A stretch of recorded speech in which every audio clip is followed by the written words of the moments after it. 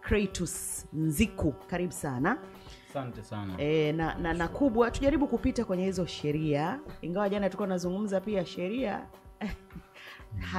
haipelekei kwamba mwalimu afanye zaidi ya kile ambacho mtoto anastahili kukipata. Kwa hiyo tunataka kuanza kuijua sheria ya maadili shuleni, adhabu inasemaje. Asante sana. Nashukuru sana. Kwanza ni heshima mimi kuwepo hapa kwenye kituo kikubwa, lakini pia nikiwa nanyi wanahabari Manguli. Kwa hivyo ninashukuru sana. Karibu sana kwa ukaribisho wenu. Basi kama ambavyo nimetambulishwa, kwa majina naitwa wakili Kratos Tarisisius Nziku, wakili wa Mahakama Kuu ya Tanzania na mahakama zote zilizopo chini yake. Lakini pia ni lecturer wa sheria katika Chuo Kikuu Mzumbe campus ya Mbeya. Kwa hivyo basi katika namna moja au nyingine nitajitahidi kueleza kwa mujibu wa sheria na kanuni zinazosimamia sakata hili ambalo limekuwa hivi karibuni limeshika media na limegusa mioyo ya wazazi, walezi, ndugu, jamaa na marafiki na watu wote wenye mapenzi mema. Nianze tu kwa kusema kwamba nchi yetu inaongozwa kwa mujibu wa sheria, kanuni pamoja na taratibu. Na hakuna mtu yoyote yule aliye juu ya sheria. Tunayo katiba ya Jamhuri ya Muungano wa Tanzania ambayo ni ya mwaka 1977 sura ya 2, ambayo katika ibara ya 11 imeweka haki ya elimu. Kwa maana ya kwamba kila mtu anayo haki ya kupata elimu kutokana na uwezo na hali ya maisha. Kwa hivyo haki ya elimu sio haki basic, tunasema sio haki ya kimsingi, kwa maana ya kwamba inategemeana na uwezo. Kwa pale ambapo tunaona mtoto anakuwa shuleni alafu vinajitokeza vitu ambavyo vinakinzana na hizi sheria, kwa kweli ni jambo linalostajabisha. Nianze moja kwa moja na sheria ya elimu. Tunayo sheria inaitwa The Education Act, sheria ya elimu ambayo ni sura ya 353 kama ilivyorejewa mwaka 2023. Sheria hii ya elimu inaeleza namna ambavyo shule zinatakiwa kuendeshwa, kwa maana ya management of schools. Katika ile part 5 nzima kwa ujumla wake inaeleza namna ambavyo uendeshwaji wa shule za msingi, sekondari na shule kwa ujumla, lakini pia kuna kanuni zilizotungwa chini ya sheria hiyo ambazo zinaeleza maadili ambayo walimu wanapaswa kuyazingatia pale wanapodili na vijana walioko mashuleni, kwa maana ya wanafunzi. Sasa chini ya sheria hiyo kuna kanuni ambayo inaitwa ni kanuni ya adhabu ya viboko iliyowekwa kwa tangazo la serikali namba 294 la mwaka 2002. Na hapo ndo nitajikita zaidi. Ndani yake kuna maadili ambayo mwalimu yoyote wa shule ya msingi ama shule ya sekondari anapaswa kuzingatia katika utendaji wake wa kazi. Kwanza tuanze kuangalia sheria hii, kanuni ambayo nimeisema hapo, hiyo iliyowekwa kwa tangazo la serikali namba 294 la mwaka 2002, kanuni ya utoaji wa adhabu ya viboko. Katika ile kanuni ya pili imedefine nini maana ya adhabu ya viboko. Sasa kwa mujibu wa kanuni ile, nitaomba nirejee kwa sababu ni fupi.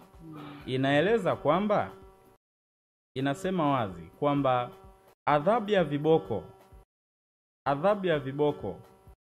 kwa mujibu wa kanuni hiyo inasema hivi: means punishment by striking a pupil on his hand or his normally clothed buttocks with a light or flexible stick, but excludes striking a child with any other instrument or on any other part of the body. Okay. Kwa hivi tukienda katika tafsiri ya lugha yetu ya taifa ni kwamba adhabu ya viboko kwa mujibu wa sheria ilivyodefiniwa ni kwamba ni adhabu inayotolewa na mwalimu kwa kutumia kiboko chepesi ambacho hiyo adhabu mtoto atapewa kupitia hicho kiboko chepesi, atachapwa mkononi ama katika sehemu makalio ya makalio akiwa na sheria imetamka kabisa akiwa yuko close with the clothes. Kwa hivyo ukienda katika tafsiri ya ndani ya hii definition unaona kabisa, kwa wote tuliotizama ile video, kwa kweli ule ulikuwa sio ni mjeledi au ni mpini au ni kitu gani, ni mkongojo. Yes. Ile tayari inakinzana, yani kwa tafsiri tu kabla hata tujafika kwenye mitama. Yani kwa tafsiri tu ya tungebaki hata pale pale kwenye ile adhabu ya viboko, bado iko kinyume na sheria. Kwa sababu moja, yes, here. Yeah. Kwa sababu moja, ile instrument, yani chombo kilichotumika kumpa adhabu mwanafunzi sicho ambacho kimeelezwa kwa kanuni ya 3 ya kanuni ya adhabu ya viboko, ambayo inataka iwe light. Sheria inasema light and flexible. Na inakuwa inflicted wapi? Mkononi au katika eneo la makalio mtoto akiwa yuko cloth. Sio eneo lolote la mwili, mgongoni, mguuni, wapi? Hapana. Sheria imeprescribe, imesema kabisa maeneo ambayo hiyo kiboko inatakiwa kuwa inflicted. Kwa hata tukibaki tu pale, manake ni wazi kwamba hata tungebaki kwenye adhabu ya viboko ilikuwa inakinzana na sheria. Lakini sheria imeenda mbali zaidi. Hili naomba nilieleze Watanzania na watu wote wanaotufuatilia katika kipindi hiki kikubwa waelewe nani anaweza kutoa adhabu ya kiboko. Sheria haijaacha hilo eneo unturned, yani no stone has been left unturned. Kwa mujibu wa hii kanuni ambayo imewekwa kwa tangazo la serikali namba 294 la mwaka 2002, kanuni ya utolewaji wa adhabu ya viboko, katika kanuni ya 3 imeeleza adhabu ya viboko na inasema nani anaweza kutoa adhabu ya viboko. Kwa mujibu wa kanuni hii, mkuu wa shule, kanuni ya 3, kanuni ndogo ya kwanza, inasema kwamba adhabu ya viboko inapaswa kutolewa na mkuu wa shule, na inaeleza wazi kwamba endapo mkuu wa shule kwa maandishi atampa kibali mwalimu mwingine yeyote aliyoko chini yake, basi mwalimu huyo atatimiza adhabu hiyo kwa mwanafunzi kwa kuzingatia masharti ya kibali hicho. Na kibali hicho kinatolewa manake kwa shughuli fulani, kwamba unakifanya, sio kwamba ukipewa basi maisha yako yote kama mwalimu wewe utakuwa una administer adhabu ya viboko. Nitaisoma sheria kwa pamoja, tutaisikia.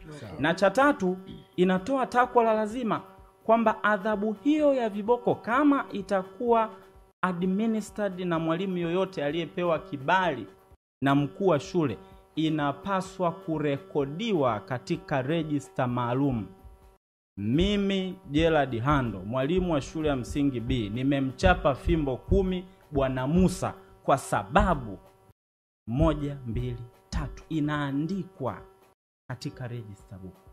Hiyo ni sheria. Kwa hivyo tutizame sasa nilichokuwa nakizungumza kwa mujibu wa hii kanuni ya utolewaji wa adhabu ya viboko iliyowekwa kwa tangazo la serikali namba 294 la mwaka 2002. Kanuni ya 3 inasema corporal punishment.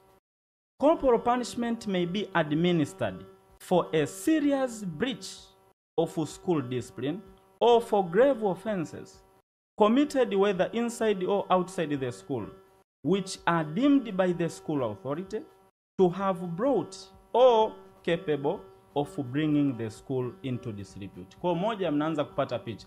Adhabu ya fimbo haitolewi kama hakuna serious breach, yani mwanafunzi hajafanya kosa ambalo ni serious kiasi cha kwamba aadhibiwe kwa kiboko. Yani afanye kosa ambalo yani ni serious breach, kosa ambalo tunasema ni zito, yani kwa lugha nyepesi, utovu wa nidhamu wa hali ya juu.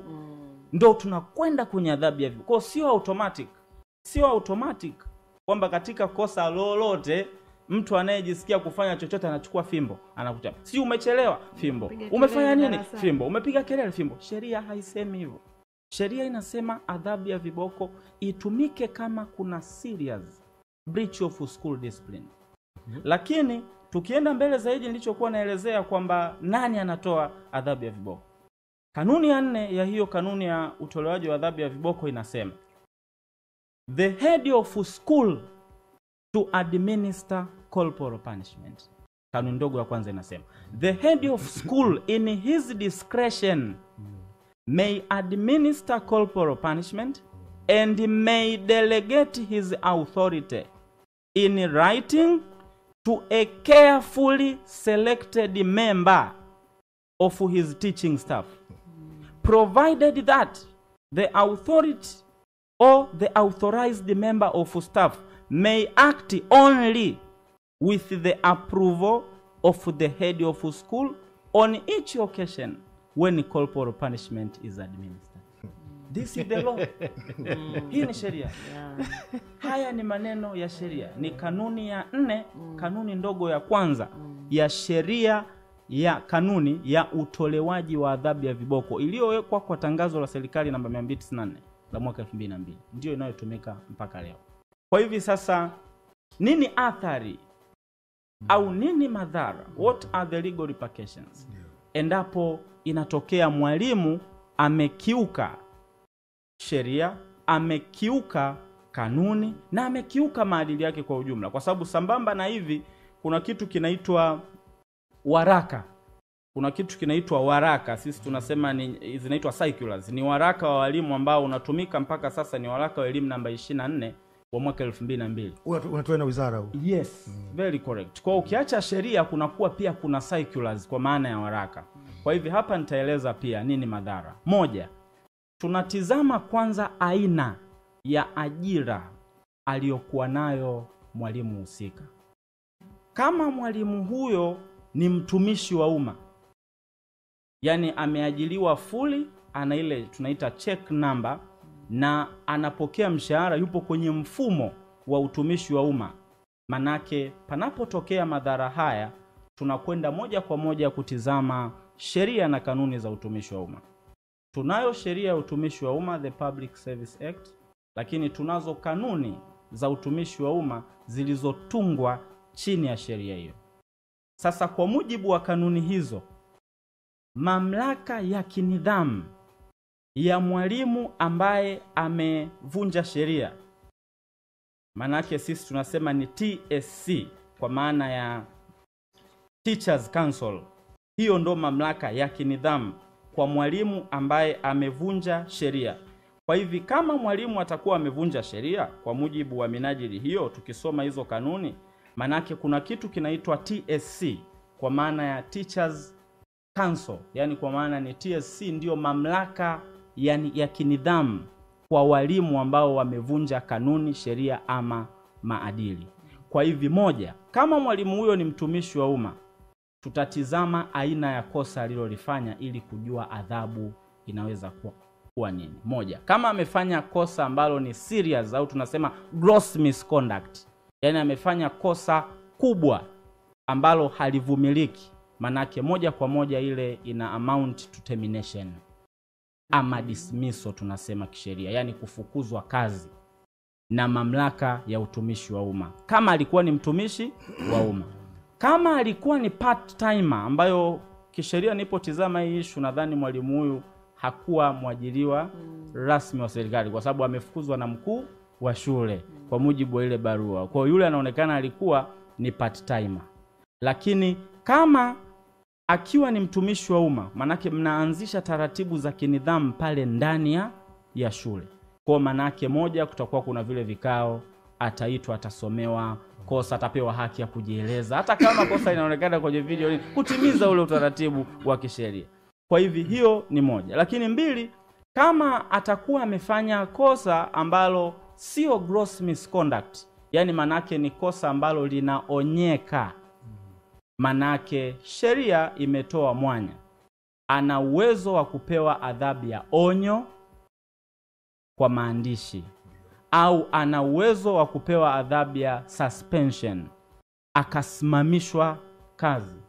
Lakini pia ana uwezo wa kupewa adhabu ya kupunguziwa mshahara kama kosa lake liko related katika pia utovu wa nidhamu, ambao kwa nature issue unapewa adhabu ya kupunguziwa mshahara. Hii haipo tu kwa walimu wa primary mpaka secondary, hata huku vyuo vikuu kwa sisi lecturers. Kama ukifanya misconduct ambayo mamlaka zikajiridhisha kwamba no, kwa misconduct ili huyu aendelee kuwa mwenzetu, basi tutampunguzia mshahara kwa miaka 3. Kwa kuna mtu mnaweza mkao mnafanya pale, mnafundisha, mnafanya kazi, kumbe mwenzako yuko kifungoni. Okay. Anatumikia ile adhabu ya salary deduction. Imetajwa kwa mujibu wa sheria. Lakini pia hiyo haitoshi, kama mamlaka zitajiridhisha na kuona kwamba adhabu hizo pengine zinaweza zikawa zinaleta changamoto katika utolewaji, basi mamlaka inaweza kutoa adhabu ya kumsimamisha kwa masharti ya pending investigation. Yani kwamba tunakusimamisha kwa muda mfupi tukichunguza jambo lako, na endapo itajulikana hauna hatia, basi tutakuachia.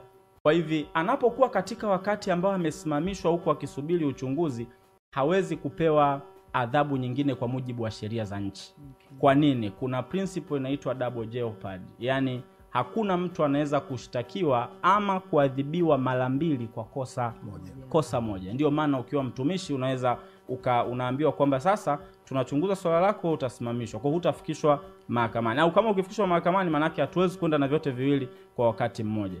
Kwa hiyo kwa sisi sheria, kwa sababu imeoriginate kwa Walatini wana hiyo principle inasema nemo debet bis apol una vexari, yani kwa maana ya kwamba no one can be prosecuted twice for the same offense.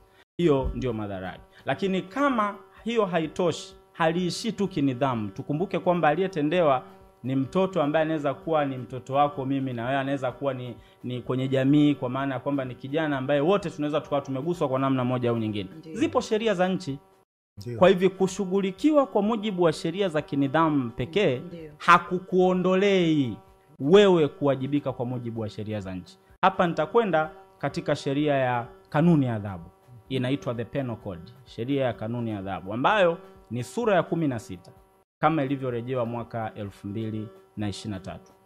Kwa mujibu wa hii sheria ya kanuni ya adhabu, kifungu cha 240 kikisomeka pamoja na kifungu cha 241 vinatengeneza kosa la shambulio. Tuna kosa la shambulio la kawaida linaitwa common assault, na tuna kosa la shambulio lililopelekea maumivu. Unaweza ukachukua ile fimbo au mwalimu pale tumeona kama alimpiga mtama yule kijana, sio? Na vitu kama vile na mambo mengine. Kwa hivi maumivu sio lazima, sheria iko sio lazima yawe physical. Eti nikikuona hapa bwana, mbona hujaumia bwana? Inawezekana ni internal.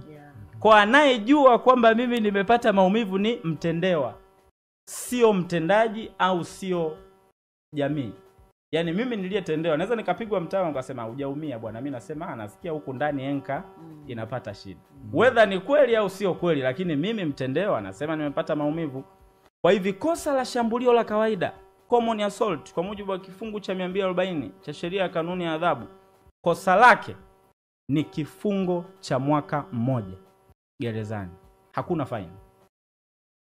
Yani kithibitika kwamba wewe umenifanyia mimi shambulio hilo ni common assault la kawaida, kwa maana halijapelekea mimi kupata maumivu, whether ni direct au sio direct. Sheria chini ya kifungu cha 240 cha sheria ya kanuni ya adhabu inasema shall be imprisoned for 1 year. Hakuna kusema fine, sijui nini. Sheria iko. Hiyo ni common assault. Common assault.